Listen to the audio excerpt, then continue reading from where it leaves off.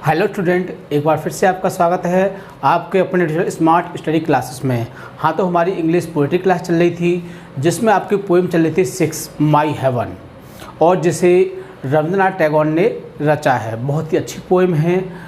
My heaven नाम से ही लगता है कि बहुत अच्छी पोएम होनी चाहिए। माई मीन्स मेरा, हेवन मीन्स स्वर्ग, मतलब कि मेरा स्वर्ग। तो इसमें स्वर्ग का मतलब अपने इस देश से है, मतलब कि कवि की इच्छा है कि हमारा देश उन्नति करे, हमारे देश में कोई भी डर, कोई भी भय बिल्कुल भी ना हो, और देश का नाम सबसे ऊंचा हो। हमारे यहाँ जो शिक्षा हो, पढ़ाई हो, वो मुफ्त में मिले, और लोग बड़े अच्छी तरह से रहें, मतलब कि अपने कार्य के प्रति सचेत रहें। उन्हें बिल्कुल भी उस पर डिपेंड नहीं रहना चाहिए भविष्य पर कि भविष्य में क्या होगा।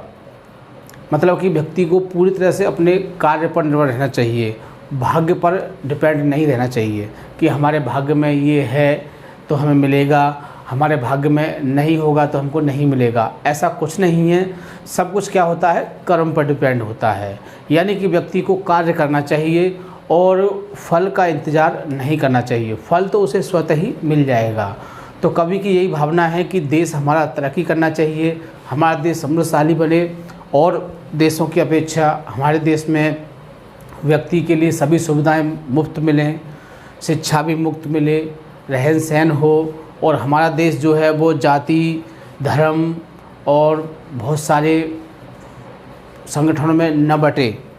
अगर उनमें ऐसी चीज़ होंगी तो क्या होगा, देश में फूट पड़ेगी और देश में विवाद शुरू हो जाएगा। तो इन चीज़ों से देश बचा रहना चाहिए, यही कवि की इच्छा है, इसीलिए वह भगवान से प्रार्थना करता है। तो इस पोएम में ये सब बातें बताई गई हैं।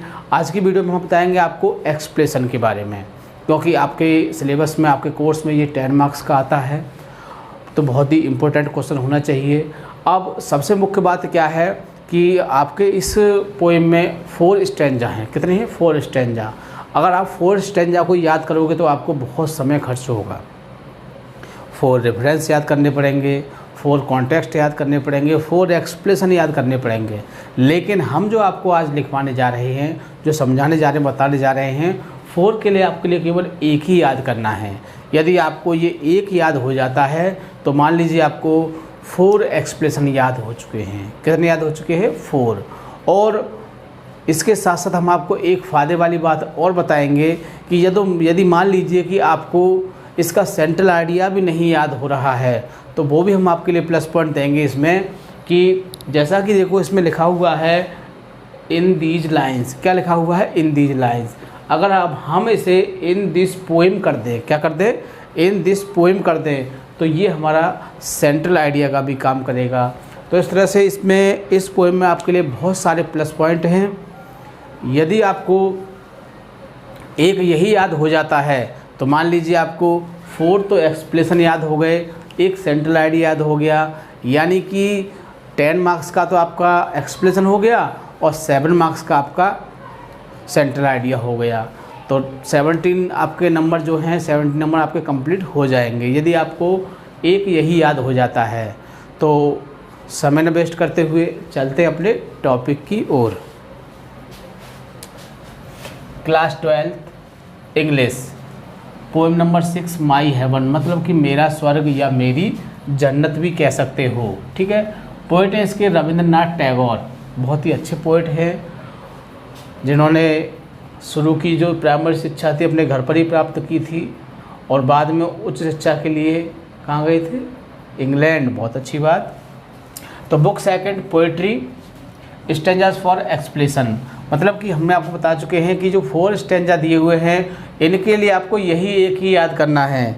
यदि आप इस तरह से याद करते तो कम से कम आपको 50 एक्सप्लेशन याद करने पड़ेंगे, जिसमें से आपको एक एक्सप्लेशन मिलेगा। हो सकता है कि वो भी ना मिले, कि आप किसी को छोड़ दें कि ये नहीं आ सकता है, इसको छोड़ देते हैं, और वही एग्ज़ाम में आ जाए तो क्या होगा, आपके जो 50 तैयार किए थे वो बिल्कुल बेकार। लेकिन हम आपको 50 याद नहीं करने देंगे, हम आपको एक ही याद कराएंगे 4 में से। अगर आपको एक याद हो जाता है तो मान लीजिए आपके 4 एक्सप्लेशन तैयार हैं। तो देखो जिसमें पहला है आपका where the mind. Where the mind, ये शुरू का शब्द है और अंत का है वॉल्स। और देखो इसमें हमने आपको एक बहुत ही अच्छी खास बात बताई थी, बहुत अच्छी पहचान बताई थी हमने आपको कि आपको पोएम पहचानने में बिल्कुल भी दिक्कत नहीं होगी, बिल्कुल भी दिक्कत नहीं होगी। आप पोएम को देखते ही पहचान जाओगे। हम आपको इसकी बहुत ही अच्छी पहचान बताएंगे। देखिए इस पोएम में प्रत्येक जो स्टैंजा है आपको एक ही वर्ड दिखाई दे रहा होगा। क्या दिखाई दे रहा है? वेयर। तो देखिए यही एक ऐसी पोएम है जो एक सिंगल वर्ड जिससे आप पहचान सकते हो वेयर से। और देखो इसके 2 लाइन और हैं जिनमें इनटू दिया होता है। तो अगर आपको पहचानने में दिक्कत है तो वो उस दृष्टि से आप इसको बहुत ही आसानी से पहचान सकते हैं, क्योंकि ऐसा किसी भी पोएम में नहीं है कि जिसके स्टैंजा के शुरू में वेयर दिया हो। तो यही एक ऐसी पोएम है जिसके शुरू में क्या दिया है? वेयर। तो आप इसको बहुत ही आसानी से पहचान भी सकते हो। अब बात आती है कि इसको लिखेंगे कैसे। तो लिखने के लिए हमने इसके पॉइंट लिखाए हैं जिनको हम बहुत ही अच्छी तरह से आपको समझाएंगे। और ये जो हमने रेफरेंस, कॉन्टेक्स्ट और एक्सप्रेशन लिखा है बहुत ही सरल, बहुत ही इजी सेंटेंस के माध्यम से लिखा है ताकि आप इसको बहुत ही आसानी से समझ सको। तो स्टार्ट करते हैं। पहला पॉइंट है आपका रेफरेंस, जिसको हिंदी में बोलते हैं हम संदर्भ। ठीक है, इसमें क्या होता है कि ये पंक्तियाँ इस पार्ट से ली गई हैं, इसके ये लेखा गई, यही तो होता है। तो वही चीज़ आपको इंग्लिश में लिखनी होती है। जैसे दीज लाइन्स मतलब कि ये पंक्तियाँ, हैव बीन टेकन मतलब ली गई हैं, फ्रॉम द पोएम निम्नलिखित कविता से या कविता से ली गई हैं। किस कविता से ली गई हैं? माई हेवन, यानी कि माई हेवन नाम कविता से ली गई हैं। कंपोज्ड बाई, और जिसे रचा है, किसने रचा है इसको? R.N. टैगोर। शॉर्टकट में इसको हम R.N. टैगोर कह सकते हैं और फुल फॉर्म में रविंद्रनाथ टैगोर कहेंगे। ठीक है, तो आपकी इच्छा है आप शॉर्ट में लिखो या फुल में लिखो, मार्क्स फुल ही मिलेंगे। ठीक है, तो आपको दोनों बातें अच्छी तरह से पता होंगी। कौन सी वाली बात? पोएम का नाम और पोइट का नाम, यही 2 चीज़ मुख्य हैं, बाकी तो पीछे की तरह है। ठीक है, दूसरा पॉइंट है आपका कॉन्टेक्स्ट। क्या है? कॉन्टेक्स्ट। इन दिस स्टैंजा मतलब कि इस स्टैंजा में। अब इसका मतलब इसमें 4 दिए हुए हैं, तो जो आपके एग्ज़ाम में दिया हो उसमें बात कही जा रही है। इन दिस स्टैंजा मतलब कि इस स्टैंजा में।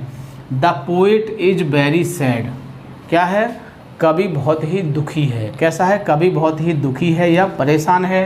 At the miserable condition of the country, किसकी? देश की दयनीय दशा को देखकर, मतलब कि देश की दयनीय दशा के कारण कवि क्या है? बहुत ही दुखी है। मतलब कि कवि के जो देश है उसकी दशा कैसी है? बड़ी खराब है, इसलिए क्या है? कवि दुखी है।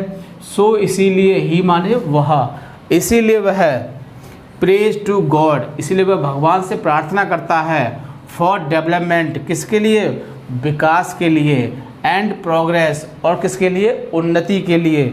इसलिए वह भगवान से प्रार्थना करता है किसके लिए? उन्नति और विकास के लिए। ऑफ हिज कंट्री, अपने देश के। इसलिए वह भगवान से प्रार्थना करता है अपने देश के विकास और उन्नति के लिए। And he puts an ideal picture, और वह एक बहुत ही अच्छी तस्वीर को प्रस्तुत करता है। ऑफ फ्री इंडिया, किसकी?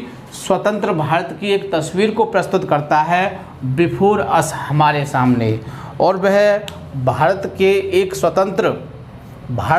स्वतंत्र तस्वीर को हमारे सामने प्रस्तुत करता है। तो ये था इसका कॉन्टेक्स्ट, जिसको आप एक बार पढ़ोगे बहुत ही आसानी से याद हो जाएगा। एक बार और पढ़ लेते हैं ताकि जो भी डाउट्स हैं वो क्लियर हो जाएं। इन दिस स्टैंजा मतलब कि इस स्टैंजा में। द पोइट माने कवि, इज माने है, वेरी माने बहुत, सैड माने दुखी। कवि बहुत दुखी है। एट द मिजरेबल कंडीशन, दयनीय दशा पर। किस पर? दयनीय दशा पर। ऑफ द कंट्री, देश की। तो इस स्टैंजा में कवि देश की दयनीय दशा पर बहुत दुखी है। सो माने इसीलिए, ही माने वह, इसीलिए वह। प्रेज प्रार्थना करता है। टू गॉड माने भगवान से। फॉर द डेवलपमेंट, विकास के लिए। एंड प्रोग्रेस, और उन्नति के लिए। इसलिए वह विकास और उन्नति के लिए भगवान से प्रार्थना करता है, ऑफ हिज कंट्री, अपने देश की। इसलिए वह अपने देश की उन्नति के लिए भगवान से क्या करता है, प्रेज, प्रार्थना करता है। ही माने वह, पुट्स माने प्रस्तुत करता है, एंड मिस और, ही माने वह, पुट्स माने प्रस्तुत करता है, एन आइडियल, एक आदर्श, पिक्चर मिस होती है तस्वीर, ऑफ द फ्री इंडिया, स्वतंत्र भारत की, और वह एक आदर्श तस्वीर को प्रस्तुत करता है स्वतंत्र भारत की, बिफोर अस, हमारे सामने, और वह भारत की एक स्वतंत्र तस्वीर को हमारे सामने प्रस्तुत करता है। तो ये था कॉन्टेक्स्ट, चाहे भले ही 1, 2, 3, 4 में से कोई सा भी आ जाए, आपको यही कॉन्टेक्स्ट लिखना है। और मैं इस बात की गारंटी देता हूँ कि मार्क्स आपको 10 के 10 ही मिलेंगे, एक भी नंबर कम नहीं कर सकता है, क्योंकि इसमें कोई कमी नज़र नहीं आएगी उसको। ठीक है, तो अगला पॉइंट है आपका एक्सप्लेशन, जो बहुत ही हमने सरल और बहुत ही आसान सेंटेंस के माध्यम से प्रस्तुत किया है, ताकि आप इसके प्रत्येक वर्ड को बहुत ही अच्छी तरह से समझ सकें और एग्ज़ाम में लिख सकें और पूरे के पूरे मार्क्स गेन कर सकें। तो चलते हैं, देखिए, इन दीज लाइन्स मतलब कि इन पंक्तियों में, किन पंक्तियों में, जो ऊपर दी होंगी 4, 6, 8 जो भी दी हों, वैसे तो आपको 4 ही दी होंगी। ठीक है, the poet, in these lines मतलब कि इन पंक्तियों में, द पोइट माने कवि, सेज माने कहता है, दैट माने कि the people of his country, कि जो अपने देश के लोग हैं, शुड बी फ्री, कैसे होने चाहिए, मुक्त होने चाहिए, स्वतंत्र होने चाहिए, एंड माने और, फियरलेस, निर्भीक होने चाहिए। यानी कि इन पंक्तियों में कवि कहते हैं कि अपने देश के लोग स्वतंत्र और निर्भीक होने चाहिए। दे शुड लिव, उन्हें रहना चाहिए, विद डिग्निटी, किसके साथ, वैभव के साथ, मतलब कि उनको अच्छाई के साथ रहना चाहिए। They should get free knowledge, और उनको पढ़ाई जो है वो फ्री में मिलनी चाहिए, मतलब कि शिक्षा या ज्ञान कह सकते हो, कैसे मिलना चाहिए, मुफ्त में मिलना चाहिए। They should not be divided, they माने वे या उन्हें शुड नॉट बी डिवाइड, नहीं बंटना चाहिए, ड्यू टू कास्ट, किसके कारण, जाति, एंड क्रीड, और धर्म, एंड रिलीजियस, यानी कि जाति, मजहब, धर्म में नहीं बंटना चाहिए। दे शुड बी ट्रुथफुल, और उसे सत्यवादी होना चाहिए। They should not B slave, और उसे दास या नौकर नहीं बनना चाहिए, ऑफ ओल्ड हैबिट्स, पुरानी रीति रिवाजों का, जो पुरानी रीति रिवाज हैं उनका उसे दास नहीं बनना चाहिए, उनका उसे नौकर नहीं बनना चाहिए। These people should accept new, और इन लोगों को, कौन से, जो लोग हैं भारत के, उनको स्वीकार करना चाहिए, न्यू मतलब कि न्यू आइडियाज़, और उन्हें नए विचारों को स्वीकार करना चाहिए। They should progress in thought and action, और उन्हें उन्नति करनी चाहिए, किसमें, विचारों में और कार्यों में, और उसे कार्यों और विचारों में उन्नति करनी चाहिए। द पोइट प्रेजेस, कवि प्रशंसा करता है, टू गॉड, भगवान से, blessing him, country of freedom, किसके लिए, देश की स्वतंत्रता के लिए वह भगवान को आशीर्वाद, मतलब भगवान से आशीर्वाद लेता है और उसकी प्रशंसा करता है, किसकी, भगवान की प्रशंसा करता है। तो ये था एक्सप्लेशन, जिसको हमने अभी आपको समझाया, बहुत ही इजी और सरल माध्यम से हमने लिखा है, ताकि आप इसको बहुत ही आसानी से समझ सकें, बिल्कुल भी दिक्कत नहीं होगी। कोई भी वर्ड ऐसा नहीं है जो थोड़ा हार्ड या कठिन हो, बहुत ही सरल शब्दों का हमने प्रयोग किया है और इसे आप बहुत ही आसानी से याद कर सकते हैं।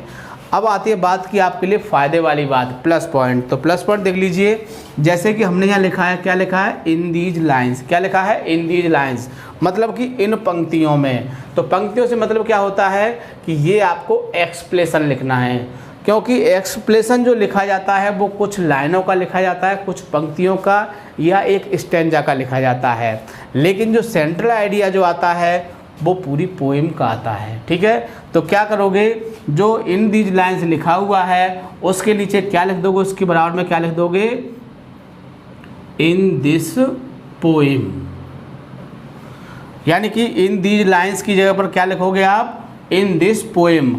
अब तक जो हमने बात कही थी वो क्या कहा था, इन दीज लाइन्स मतलब कुछ लाइनों के लिए कहा था। अब इन दिस पोएम का मतलब क्या है, ये पूरी पोएम के बारे में कही जा रही हैं। जब पूरी पोएम के बारे में कही जाएंगी तो क्या बन जाएगा आपका, ये सेंट्रल आइडिया। क्या बन जाएगा आपका, सेंट्रल आइडिया बन जाएगा। तो दोनों काम करेगा आपका, सेंट्रल आइडिया का भी काम करेगा, लेकिन कुछ चेंजिंग तो आपको करना पड़ेगा, और चेंज भी ज़्यादा नहीं करना है। 3 वर्ड हटाने हैं और 3 वर्ड ही लगाने हैं, जिससे क्या हो जाएगा आपका, सेंट्रल आइडिया हो जाएगा। लेकिन बात आती है कि आपके माइंड में बात आएगी, सर दोनों चीज़ें आ गई, सेंट्रल आइडिया भी आ गया सी का और एक्सप्लेशन भी आ गया, तो क्या करेंगे। घबराने की बात नहीं है, आज तक न हुआ है ऐसा और न कभी होगा कि एक ही पोएम का सेंट्रल आइडिया भी आपको दे दे, क्या दे दे, सेंट्रल आइडिया भी दे दे और एक्सप्लेशन भी दे दे आपको। ऐसा नहीं होता है। अगर सेंट्रल आइडिया देगा उस पोएम का तो वो एक्सप्लेशन करने को नहीं देगा, और एक्सप्लेशन देगा तो सेंट्रल आइडिया नहीं देगा। तो इस बात से आप बेफिक्र रहिए, ऐसा नहीं होगा कि एक ही पोएम की दोनों चीज़ें आ जाएं। अगर ऐसा हो जाएगा तो स्टूडेंट को बहुत फ़ायदा है, वो तो उसे बहुत ही आसानी से कर सकता है। इसलिए ऐसा नहीं होता है, इस बात से बिल्कुल निश्चिंत रहें। या सेंट्रल आइडिया आएगा या फिर एक्सप्लेशन आएगा। तो इस पोएम को आप बहुत ही अच्छी तरह से लर्न करोगे, क्योंकि बहुत ही इम्पोर्टेंट पोएम है। इस बात को हम पहले ही बता चुके हैं, आज फिर बता रहे हैं, क्योंकि ये हमारे एक इंडियन पोइट हैं और इंडियन पोइट की पोएम में से कुछ तो कुछ ज़रूर आना चाहिए, या तो सेंट्रल आइडिया आना चाहिए या फिर एक्सप्लेशन आना चाहिए। तो दोनों में से कुछ भी आता है, आप उसको बहुत ही अच्छी तरह से लर्न करोगे। और सबसे खास बात, मुख्य बात, वीडियो को लाइक या शेयर करना नहीं भूलोगे, क्योंकि आपके लाइक या शेयर करने से हमें बहुत ज़्यादा मोटिवेशन मिलता है और हम आपके लिए और अच्छे से अच्छे मेहनत करते हैं कि आपके लिए और अच्छे से अच्छे वीडियो प्रोवाइड करें, ताकि आप हर चीज़ को बहुत ही अच्छी तरह से लर्न कर सकें। ठीक है, थैंक यू, जय हिंद, जय भारत।